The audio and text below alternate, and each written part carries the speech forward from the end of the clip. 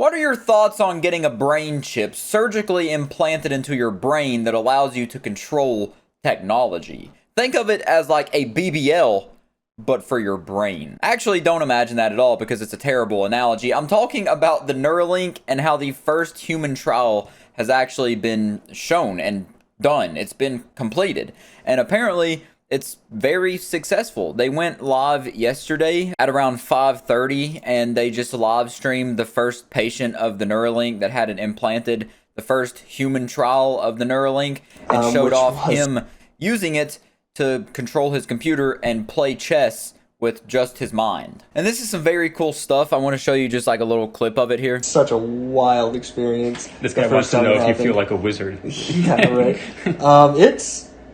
It's crazy. It really is. It's so cool. I'm so freaking lucky to be a part of this and stuff. I mean, every day it seems like we're learning new stuff, and I just can't even describe how cool it is to be able to do this. I love watching technology develop like this. We truly live in the golden age when it comes to watching technological advancements just make bounds and leaps in terms of what we're capable of as a human race. And honestly, it's baffling. Just imagine going back to someone like Steve Jobs and telling him that a couple decades in the future, we're going to be able to control computers with just our brains, with only using those pink little fleshy things that get wrinkles the more you learn. Just using that, we can control the computers, stuff like you're creating. The dude would think you were smoking fentanyl. He would think you were high off your ass. But regardless, to get back to this, somewhere, let me find it, towards the beginning here, it shows like how it actually works.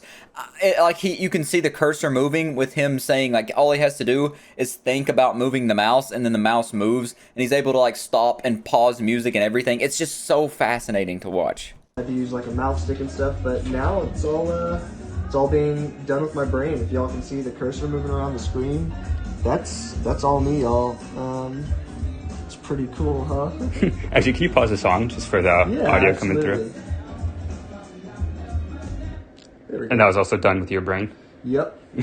So they show how everything is being controlled on this computer just using his brain. And they also talk about the surgery. I don't know exactly where it is. I can't probably find the clip. But they say that the surgery, he was only in the hospital and then released like the very next day. So the surgery is not anything insane. And if you go to their website, you can actually see the machine that puts it into your brain and also the Neuralink itself here, and they say they use surgical robots because it's inserted so finely that it can't be done properly by human hands. And all of this is very dystopian feeling, but honestly, I'm here for it. I say push technology to its absolute limits, and if the consequences of this is the robots taking over and enslaving the human race, something like I have no mouth and I must scream, supercomputer taking over kind of thing, I say let it be. Just leave it at that, you know? I'm here for it. I want to see how far we can push it. But also, if you wanted to know more about the Neuralink itself, on their website, they describe it a bit more. It says that their mission is to create a generalized brain interface to restore autonomy to those with unmet medical needs today and unlock human potential tomorrow.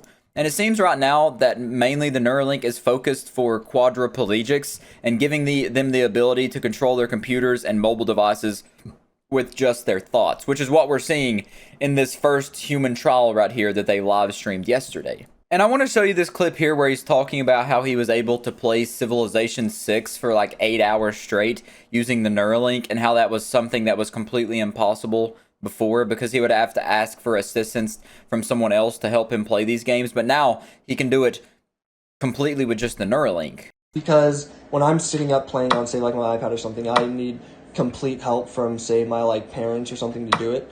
And then on top of that, I can only play for a few hours at a time because, you know, I have to worry about pressure sores and stuff. I have to be readjusted. I have to do weight shifts, things like that. Just things that come with being a quadriplegic and stuff.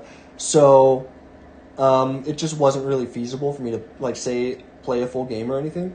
And now I can literally just lie in bed and play to my heart's content. Honestly, the biggest restriction at this point was like having to wait for the implant to charge once I used all of it.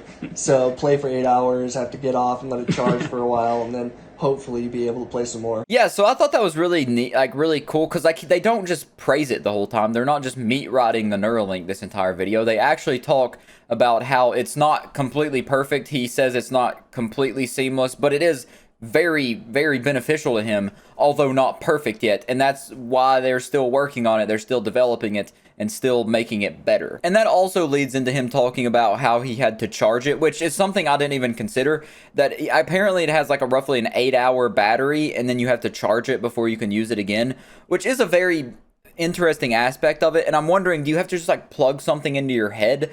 How does the charging of the Neuralink work exactly? And at first, when I heard about the Neuralink, I didn't really know what to think. I wasn't sure if this was pushing us to the singularity or if it would actually be something that would be beneficial. And now, after seeing this, the first human test, it seems like it's going to be very beneficial. Now, I don't think it would be something I would ever personally get, but for people that it would actually benefit, like people like quadriplegics and someone that could actually benefit from being able to control their computer telepathically, it'd be very, very useful. And there is also the whole other aspect of it about the cyber security concerns about, you know, there's been memes about people like hacking into the Neuralink and giving you the Akira flashes, like,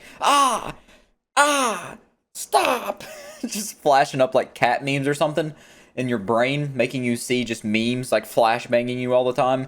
And I'm sure they have precautions set for that. They have, you know, bounds of like leaps and what am I fucking shit, man. The word I was looking for, I just completely blanked. I'm sure they have safety precautions, you know, set up for that kind of thing.